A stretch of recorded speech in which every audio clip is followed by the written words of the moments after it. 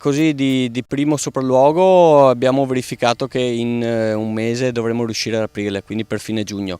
Presidente dell'ente Parco del Sile, tecnici del comune di Casier e dell'impresa che dovrà eseguire l'intervento in sopralluogo alle passerelle dei Burci lungo la Restera per definire quanto ci vorrà per completare i lavori di manutenzione che permetteranno di riaprire il frequentatissimo passaggio ciclopedonale.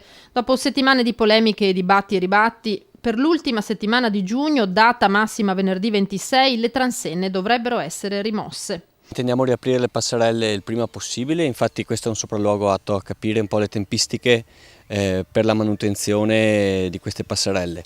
Devo ringraziare anche la dottoressa Menuzzo perché grazie a lei potremo riaprire il prima possibile queste passerelle. Infatti non è facile trovare uno sponsor che abbia finanziato questi famosi 15.000 euro che ci permetteranno appunto di riaprire queste passerelle.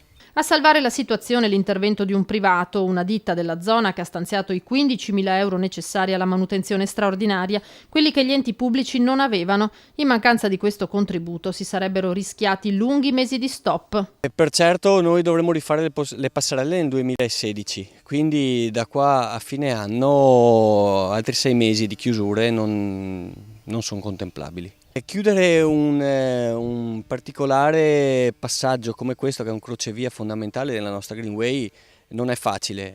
Infatti le persone vogliono riaprire al più presto queste passerelle.